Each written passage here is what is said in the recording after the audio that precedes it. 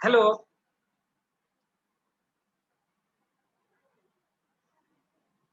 Good morning sir. Hello, yes sir. आवाज आ रही है क्लियर? यस सर, आ रही है। ओके, जस्ट ज्वाइन करा लेते हैं सबको, उसके बाद स्टार्ट करेंगे।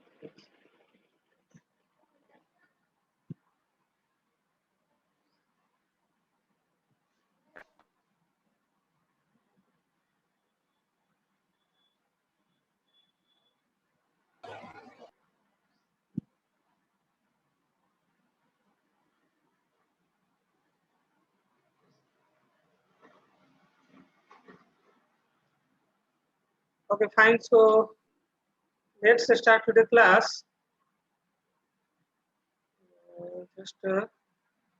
As you know that this class is especially assigned for the GATE 2021. नहीं? हेलो, जी बोलते जाइए ना, सुनाई दे रहा है सर। सुनाई दे रहा है ना? तो ये हाँ, सुनाई दे रहा है। 21 गेट के लिए यदि इसमें हम लोग प्रिपेयर कर रहे हैं तो इसमें और सर कोई दूसरा सब्जेक्ट जो भी है तुम लोग का स्टार्ट हो चुका है ऑलरेडी ना? इसमें हम लोग डिस्कस करेंगे इलेक्ट्रिकल मशीन। तो इलेक्ट्रिकल मशीन में जितना भी तुम लोग थर्ड सेम या फिफ्थ सेम में पढ़ा होगा, इलेक्ट्रिकल मशीन 1 एंड 2, तो दोनों का कॉम्बिनेशन एक्चुअली रहेगा total electrical machine. Total electrical machine में जो भी आ जाएगा, transformer, single phase, three phase, DC machine, three phase induction motor, synchronous machine, ये सब टोटल को हम लोग को डिस्कस करना है। तो इलेक्ट्रिकल मशीन 1 और 2 एटलीस्ट थ्योरी कुछ ध्यान में है कि नहीं?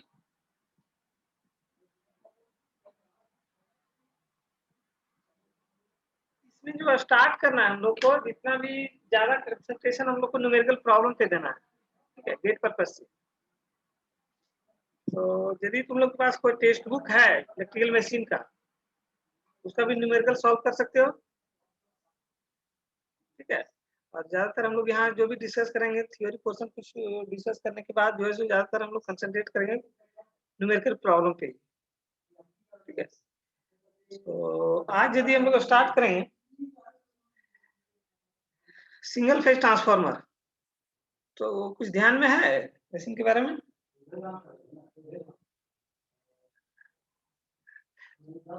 चूंकि इसमें जितना हम लोग थर्ड या फिफ्थ में इलेक्ट्रिकल मशीन 1 और 2 में जितना भी हम लोग theory portion step by step discuss किए थे, उसको जस्ट यहाँ पे हम लोग एक तरह से रिवीजन करेंगे थ्योरी पोर्शन को, ठीक है। थ्योरी पोर्शन को रिवाइज करते जाएंगे और उसके साथ साथ जो है सो न्यूमेरिकल प्रॉब्लम पे हम लोग कंसंट्रेशन करेंगे। तो थ्योरी पोर्शन तुम लोग को थोड़ा सा कुछ जैसे थर्ड सेम में पढ़ा हुआ इलेक्ट्रिकल मशीन 1, तो उसका भी तुम लोग को थोड़ा बहुत देखते जाना है, थोड़ा बहुत यहाँ भी हम लोग रिवाइज करते जाएंगे क्लास में। तो आज हम लोग डिस्कस करेंगे सिंगल फेज ट्रांसफार्मर के बारे में। तो थोड़ा सा कुछ ध्यान में है? और इसके लिए तुम लोग एक चीज और कर लेना, तुम लोग गेट का मेजी आता है, मेजी का प्रीवियस ईयर का सॉल्व बुक, ठीक है, उसको तुम लोग साथ में रख करके फॉलो कर सकते हो प्रैक्टिस के लिए। तो पिछले साल का है किसी के पास मेजी का प्रीवियस ईयर का बुक? किसी के पास नहीं है क्या?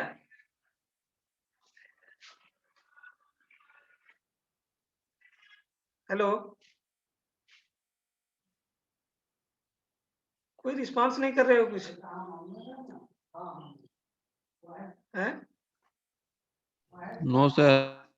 नहीं है सर। नहीं तो कोई टेक्स्ट बुक है लोग पास या कैसे फॉलो करते हो इसमें?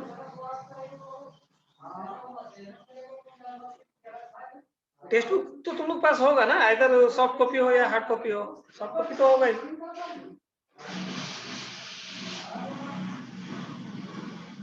इलेक्ट्रिकल मशीन का सॉफ्ट कॉपी तो होगा तुम लोग पास अवेलेबल? Yes sir. कौन सा बुक का है, कौन ऑथर का है, कौन सा ऑथर का है सॉफ्ट कॉपी?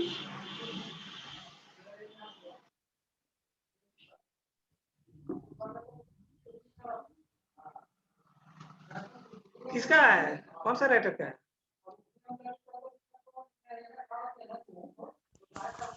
PS भीमराव। हैं? हेलो, हेलो, हाँ कौन सा ऑथर का है? PS भीमराव। पीएस भीमरा का है ना, फॉलो करो तो ओके फाइन। तो जस्ट पीएस भीमरा का ही फॉलो करो जिसके पास है, पीएस भीमरा का ही।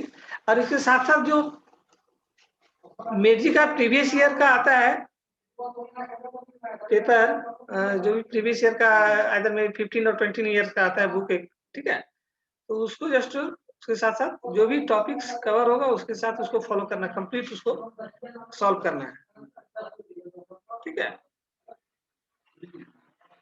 यदि सिंगल फेज ट्रांसफार्मर के बारे में कुछ ध्यान में है तुम लोग को?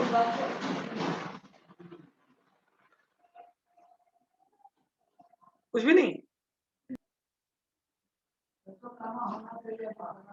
क्योंकि टोटल थ्योरी पोर्शन डिस्कस करना बहुत डिफिकल्ट होगा हम लोग के लिए।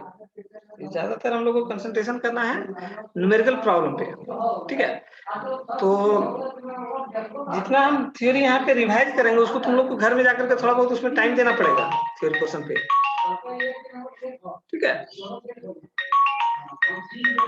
Okay sir. Fine. So just what is the operating principle of transformer? Construction के बारे में तो थोड़ा बहुत तुम लोग ध्यान में होगा ही।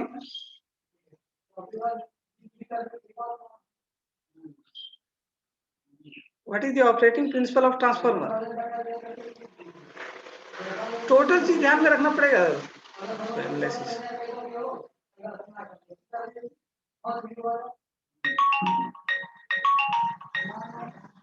What is the operating principle of transformer?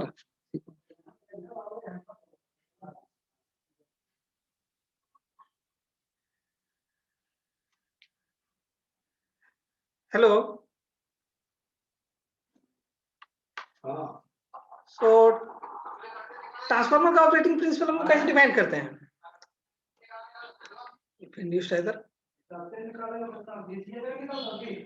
ये transformer work on the principle of electromagnetic induction between the two and more coupled circuit or coil. Okay. According to this principle, EMF induced in a coil or circuit if the links a changing flux. If any coil that's coupled is links by changing flux, so EMF induced in that particular coil. Okay. According to the Faraday law of electromagnetic induction, it is said that the EMF induced in a coil, if links a changing flux. Okay, so here we just try to show the systematic diagram of single phase transformer. Okay, and here I have shown the different part of the transformer. That means two coils. One is represented by the primary coil, another is represented by the secondary coil. Okay, so that representation may be P or S. Okay, and what is this path? What is known as this one? इसको क्या बोलते हैं हम लोग? Flux. Flux flow कर रहा है, that means flux flow कर रहा है through this path known as the core of the transformer. Okay, flux flow through the core of the transformer, and N1 is your number of turns of the primary coil, and N2 is similarly number of turns of the secondary coil. Okay, यहाँ पे हम लोग क्या कर रहे हैं कि primary coil में हम लोग सप्लाई दे रहे हैं, दैट इज नथिंग बट ये साइनसोइडल वोल्टेज। ओके, तो यहाँ पे हम लोग जब साइनसोइडल वोल्टेज अप्लाई कर रहे हैं तो क्या हो रहा है, ये वाला पाथ देखो कंप्लीट है, ठीक है। प्राइमरी साइड वाला पाथ जो भी है ये कंप्लीट है, तो क्या होगा, करंट फ्लो करना स्टार्ट करेगा प्राइमरी कॉइल में। जब करंट फ्लो करना स्टार्ट करेगा तो क्या होगा इसमें प्राइमरी कॉइल में एमएमएफ फ्लो करेगा। That means MMF is nothing but the number of turns and the current. Okay, so what is the mmf of the primary coil here? Anyone? What is the value of mmf in the primary coil? क्या होगा mmf का value?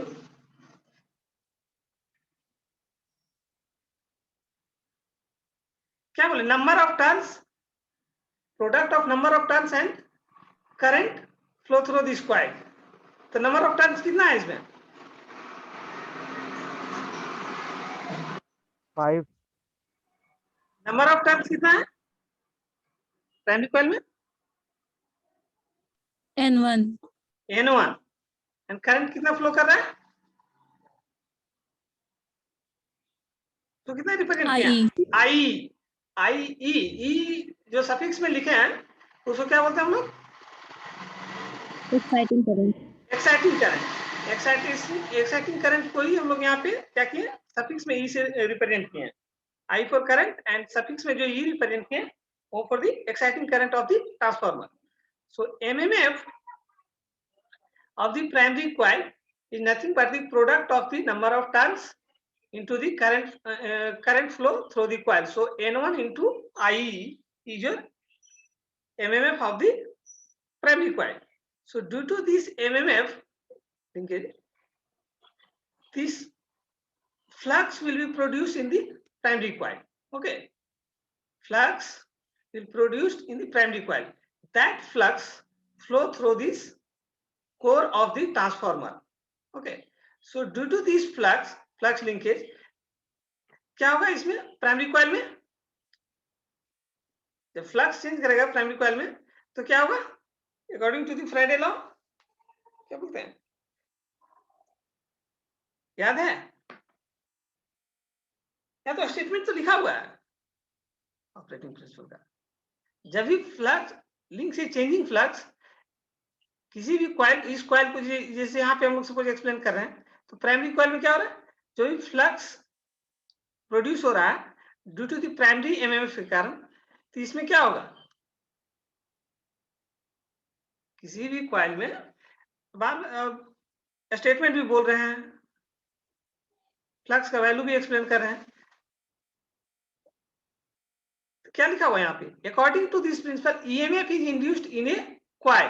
तो किस coil में यहाँ पे EMF induced होगा, primary में नहीं, ये जो फ्लक्स लिंक्स करेगा प्राइमरी कॉइल में, तो इसमें क्या होगा, ईएमएफ इंड्यूस्ड होगा प्राइमरी कॉइल में। यही फ्लक्स क्या कर रहा है, फ्लो कर रहा है through the core path and links कर रहा है किसको, सेकेंडरी कॉइल को। नहीं, जब सेकेंडरी कॉइल को लिंक्स कर रहा है तो यहां पर भी सेकेंडरी कॉइल में भी क्या होगा, ईएमएफ इंड्यूस्ड होगा।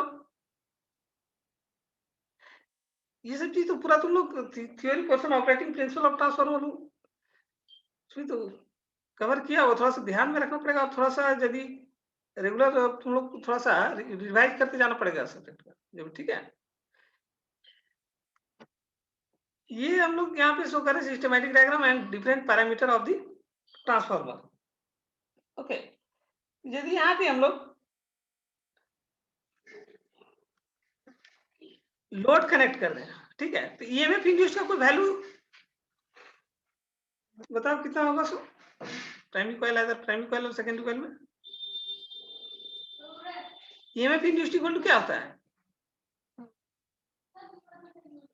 माइनस या rate of change of flux linkage, that means d psi by dt minus d psi by dt, or maybe you write down the minus n1 d phi by dt, नहीं, minus n1 d phi by dt।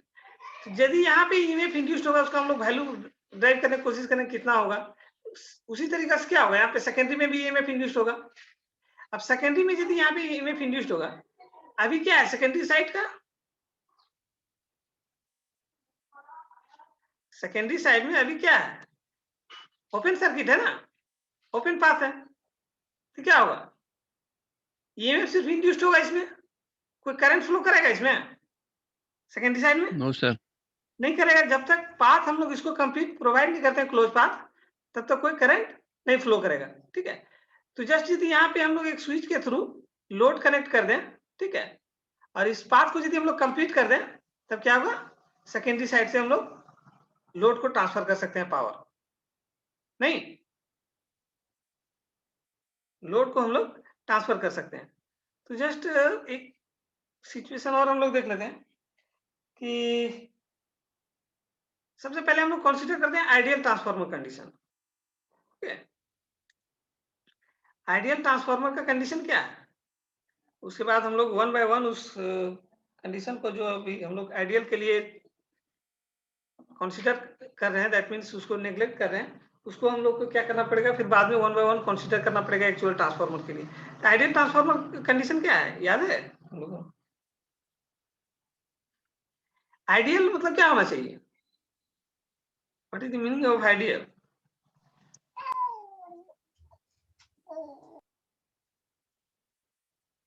What is the meaning of ideal?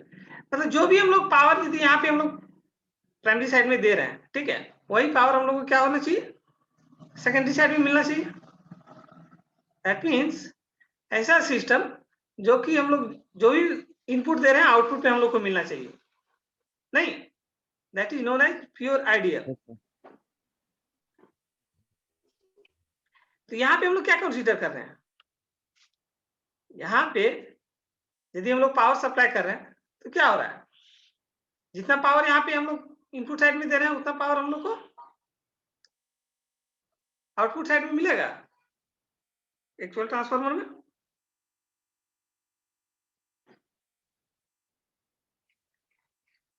नहीं बोल रहे हो कोई? No sir. नहीं, क्योंकि some power loss हो जाएगा आइदर। लॉस। ओके, अब जब हम लोग लॉसेस का डिस्कस करेंगे तो उसमें हम लोग कौन कौन सा लॉसेस होगा उसको हम लोग एक्सप्लेन करेंगे। ठीक है, इस बात में जो भी होता है losses, that means core losses होता है, और तुम लोग को ध्यान में होगा कोर लॉसेस में कौन सा कंपोनेंट होता है, उसको भी हम लोग यदि सब डिवाइडेड करें तो हिस्टेरिसिस और eddy current losses, and winding losses का यदि बात करें तो हम लोग ohmic losses in primary coil as well as in secondary coil. Okay, तो जब हम लोग लॉसेस को एक्सप्लेन करेंगे तो उसमें हम लोग ज्यादा डिटेल में हम लोग इसमें एक्सप्लेन करेंगे कि ohmic losses of the primary winding and secondary winding कितना होगा, या कोर लॉसेस में कितना होगा कंपोनेंट। तो वो सब पार्ट हम लोग जब लॉसेस एक्सप्लेन करेंगे ट्रांसफार्मर में तो उसमें हम लोग कंसीडर करेंगे। जस्ट यहाँ पे हम प्राइमरी एक्सप्लेन करना चाह रहे हैं कि आइडियल ट्रांसफार्मर जहाँ पे हम लोग ज्यादा अच्छे तरीका से ऑपरेटिंग प्रिंसिपल ऑफ ट्रांसफार्मर को हम लोग एक्सप्लेन कर सकें। ठीक है, तो कंडीशन क्या हो रहा है, यदि कोई भी वाइंडिंग के अक्रॉस करंट फ्लो कर रहा है तो क्या होगा, उसमें लॉसेस होगा। तो उस लॉसेस को हम लोग क्या करना है, अभी यहाँ पे हम लोग को नेग्लेक्ट करना है। ठीक है, तो आइडियल ट्रांसफार्मर के बारे में यदि हम लोग बात करें, कंडीशन क्या क्या है, क्या होना चाहिए, वाइंडिंग में यदि लॉसेस हो रहा है, वाइंडिंग में लॉसेस हो रहा है तो किसी कारण हो रहा है, वाइंडिंग में लॉसेस हो रहा है रेजिस्टेंस के कारण। ओके, तो उस रेजिस्टेंस को हम लोग क्या करना पड़ेगा, नेग्लेक्ट करना पड़ेगा। तो फर्स्ट कंडीशन क्या हो जाएगा, winding resistance are negligible of the primary और सेकेंडरी पर्टिकुलरली। ओके, दूसरा क्या होगा, अब जो भी यहाँ पे फ्लक्स प्रोड्यूस होगा due to the primary MMF, उतना टोटल फ्लक्स क्या होना चाहिए, सेकेंडरी कॉइल को लिंक्स करना चाहिए, दैट मींस कट करना चाहिए। ठीक है, तभी तो आइडियल होगा। जो भी चीज यहाँ पे हम लोग इनपुट दे रहे हैं उसको क्या होना चाहिए, एकदम सेम वैल्यू आउटपुट में मिलना चाहिए। ओके, एक्चुअल ट्रांसफार्मर में भी ये चीज पॉसिबल नहीं है, कुछ फ्लक्स जो है सो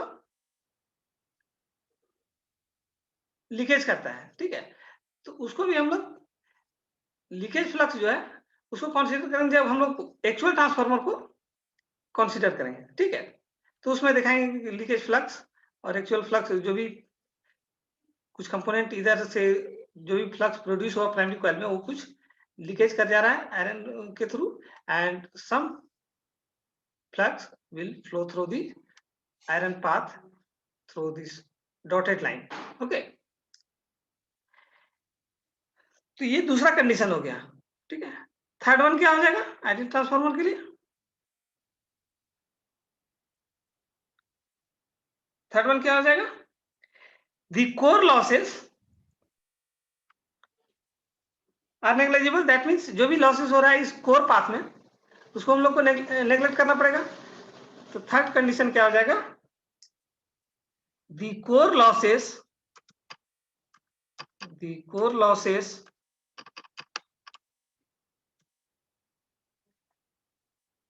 कोर लॉसेस में कंपोनेंट क्या क्या होता है?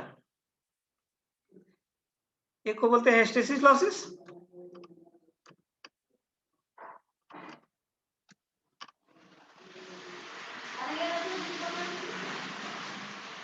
हिस्टेरिसिस, एंड दूसरा पार्ट को क्या बोलते हैं? ED current losses.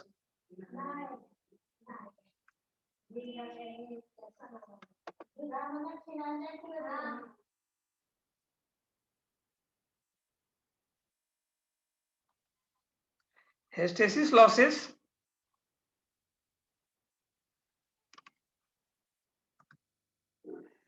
and second one is your ED current losses. ED current losses.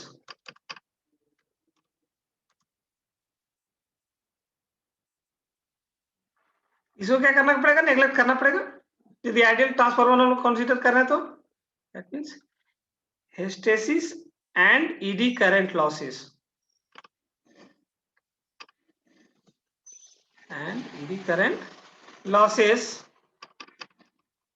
are negligible.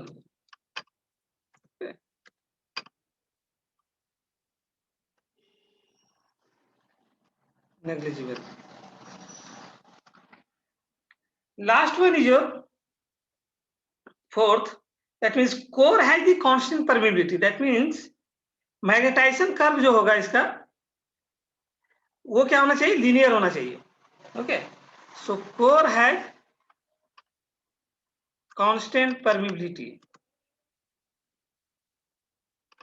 Core has constant permeability,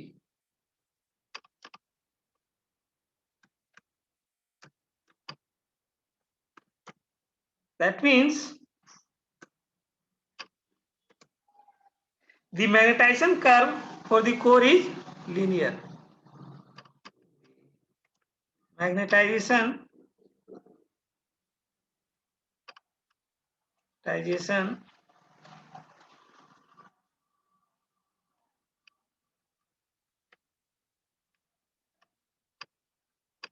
curve is linear. Okay, linear. ये चार कंडीशन है किसी भी आइडियल ट्रांसफार्मर एज्यूम करने के लिए। कोई भी ट्रांसफार्मर को यदि हम लोग आइडियल कंसीडर कर रहे हैं, that means that transformer has follow all the four condition. Okay, अब ये आइडियल कंडीशन हम लोग एज्यूम करने के बाद यदि इसका ऑपरेटिंग प्रिंसिपल हम लोग एक्सप्लेन करना चाहें तो operating principle I have already explain in the few minutes earlier. So just write the value of EMF induced in this equation according to that. Okay, so यहाँ पे हम लोग कितना EMF induced होगा इस कॉइल में, इस कॉइल में प्राइमरी या सेकेंडरी कॉइल में, उसको जस्ट हम लोग टाइप करने का कोशिश करते हैं। तो यहाँ पे हम लोग क्या कर रहे हैं? साइनसोइडल वोल्टेज अप्लाई कर रहे हैं प्राइमरी कॉइल में, तो करंट जो भी होगा फ्लो करेगा प्राइमरी कॉइल में, वो भी साइनसोइडल पाथ को फॉलो करेगा, और इस करंट के कारण जो है सो एमएफ प्रोड्यूस हो रहा है इसमें। तो इसमें क्या होगा? जो फ्लक्स प्रोड्यूस हो रहा है वो भी क्या करेगा? साइनसोइडल पाथ को फॉलो करेगा। Okay, so just you have to write all the statement here and just write the EMF induced value in the primary coil. Okay, यहाँ पे जस्ट हम लोग क्या कर रहे हैं?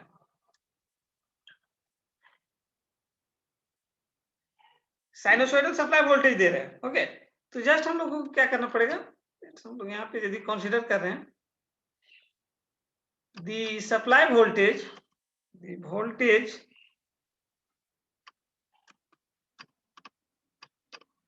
voltage V1 applied to the primary of a transformer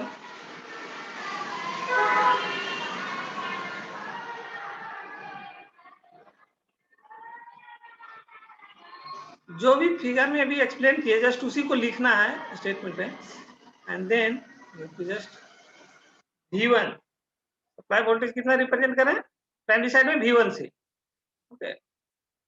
So just you have to write down the statement. Apply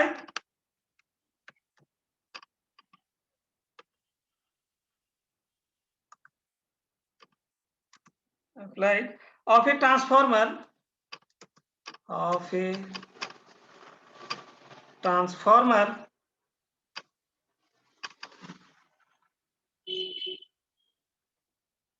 with secondary open circuit रखे हम लोग, सेकेंडरी साइड में कोई लोड अभी अप्लाई नहीं किए, with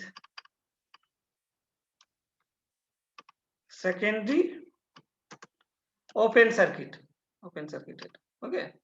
so secondary side open हम लोग रख रहे हैं,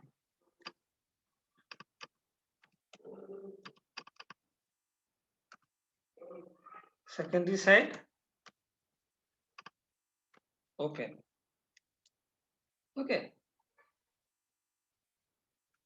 ओपन सर्किट। ये क्या होगा, sinusoidal,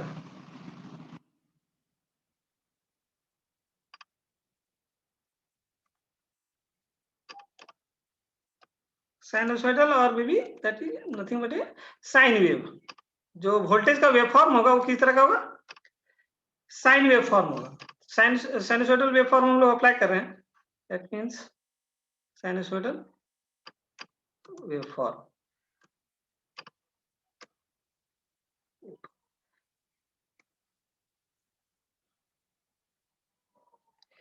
then the current, exciting current जो फ्लो करेगा वो क्या होगा, वो भी सेम चीज फॉलो करेगा। Then the exciting current that means IE, exciting current IE is also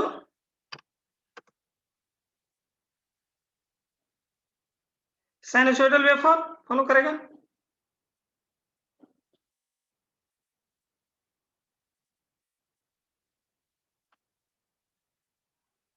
In the exciting current IE due to applied voltage,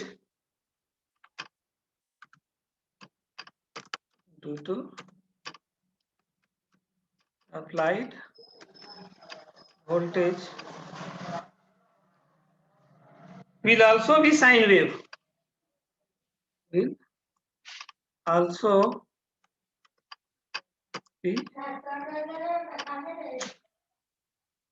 sine wave, okay. इसी करंट के कारण क्या हो रहा है, फ्लक्स प्रोड्यूस हो रहा है। So that is flux is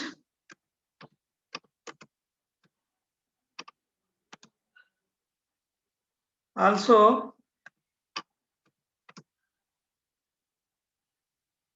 sine wave,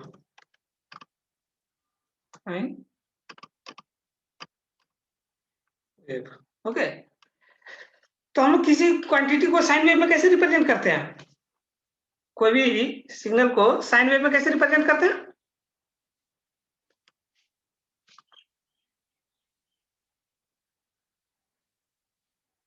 कोई भी सिग्नल को हम लोग साइन वेव में कैसे रिप्रेजेंट कर रहे हैं, करंट को कैसे रिप्रेजेंट करते हैं साइन वेव में, या वोल्टेज को।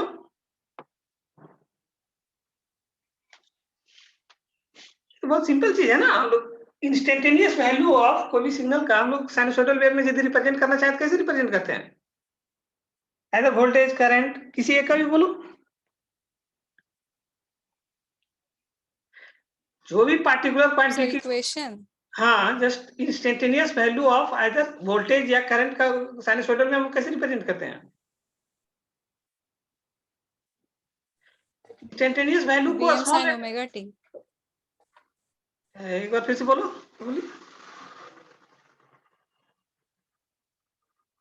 हेलो, एक बार फिर से Vm बोलो। sin omega t. EM sin omega Maximum T. voltage. Okay, जो Sir, Vm sin VM sin omega t, तो हम लोग जो इंस्टेंटेनियस वैल्यू रिप्रेजेंट कर रहे हैं, जो V रिप्रेजेंट कर रहे हैं, वहां पे VM जो रिप्रेजेंट करी वो क्या है? मैक्सिमम वैल्यू है।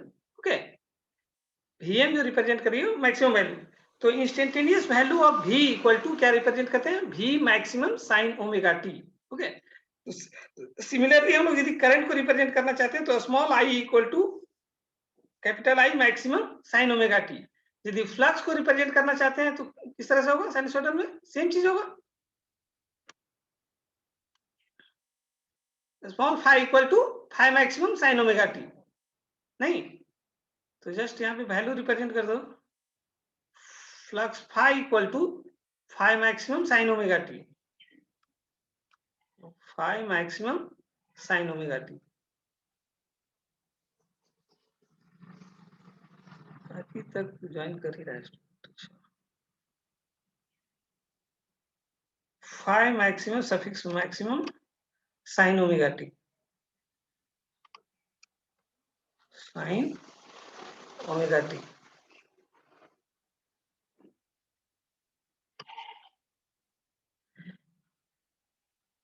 तब ईएमएफ इंड्यूस्ड इक्वल टू कितना होगा अकॉर्डिंग टू फ्राइडे लॉ? जो भी स्टेटमेंट हम लोग ऊपर में लिखे हैं प्राइमरी कॉइल के लिए, तो प्राइमरी और सेकेंडरी के लिए हम लोग रिफर कर दे रहे हैं सफिक्स में 1 और 2 से। ठीक है, जो भी हम लोग क्वांटिटी रिप्रेजेंट कर रहे हैं, जैसे नंबर ऑफ टर्न्स हम वहां पे सिस्टमैटिक डायग्राम में दिखाए थे, तो प्राइमरी साइड के लिए 1 से डिनोट किया था, सेकेंडरी साइड को N1 से एंड उसको N2 से। दैट मींस सफिक्स में 1 और 2 जो रिप्रेजेंट करें वो प्राइमरी और सेकेंडरी साइड के लिए रिप्रेजेंट करें। ठीक है, कोई भी क्वांटिटी को हम लोग यदि रिप्रेजेंट करेंगे आइदर प्राइमरी साइड और सेकेंडरी साइड, तो सफिक्स में हम लोग क्या करेंगे? 1 और 2 से रिप्रेजेंट करेंगे। तो ईएमएफ इंड्यूस्ड कितना होगा प्राइमरी साइड में according to Faraday law of electromagnetic induction? E equal to minus N1 d phi by dt. E equal to minus N1 d phi by dt.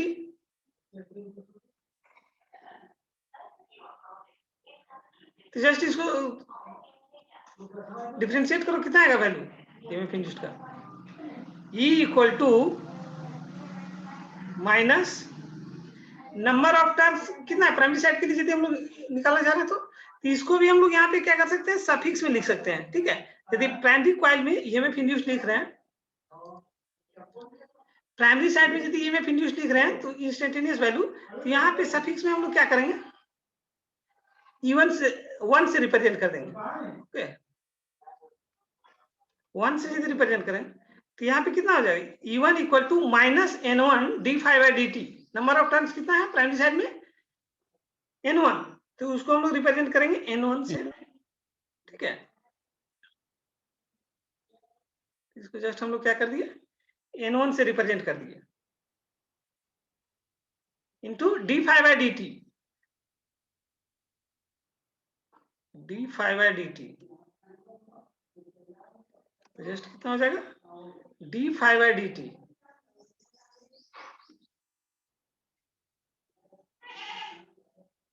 d phi by dt। तो यहाँ पे flux का value put करो और differentiate करो, कितना आ रहा है वैल्यू? वैल्यू बता दो।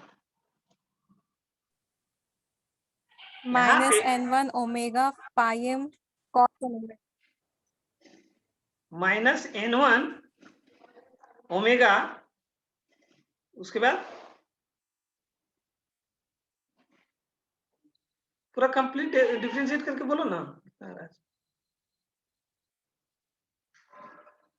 डिफरेंशिएट करो और फाइनल वैल्यू बोलो।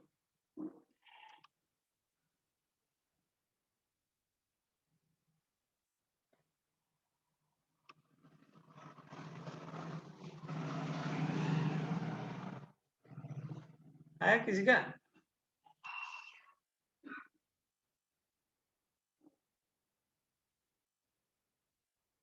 सब कुछ सॉल्व करो इसको, जस्ट फाइनल वैल्यू उनको बोलो।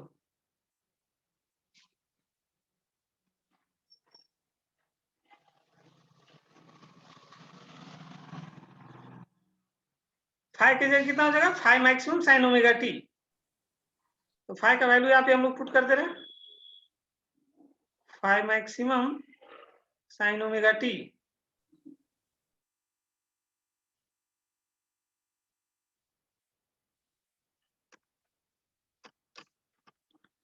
Maximum sine omega t.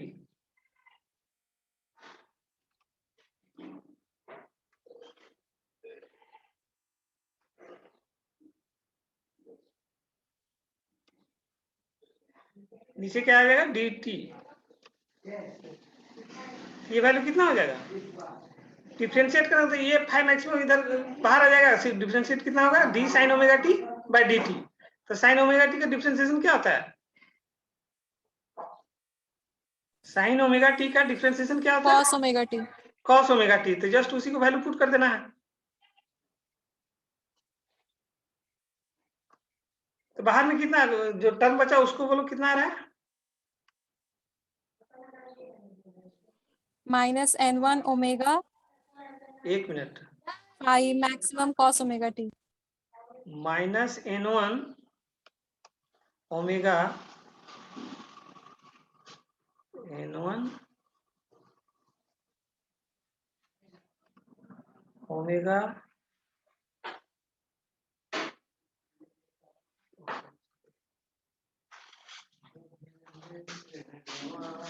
n1 omega 5 maximum आ जाएगा, 5 मैक्सिमम, 5 मैक्सिमम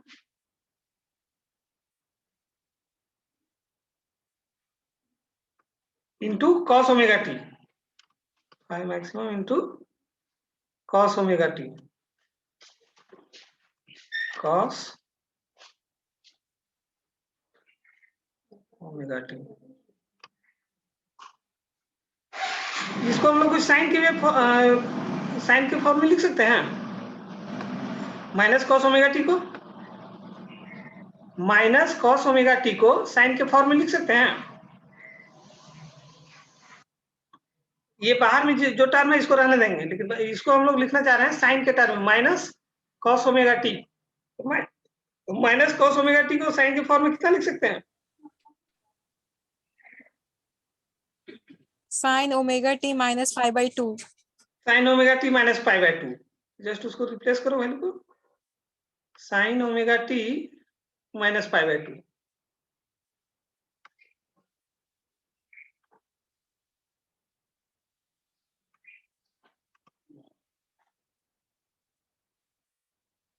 ये हो जाएगा small even equal to -n1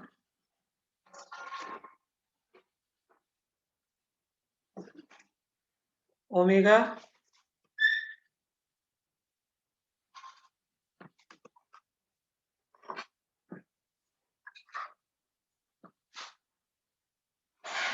omega 5 maximum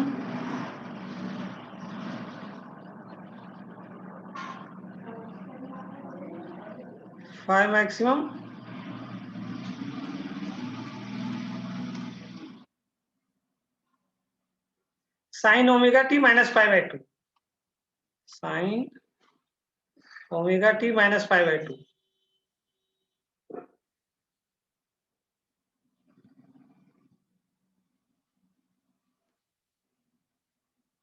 omega t -π/2।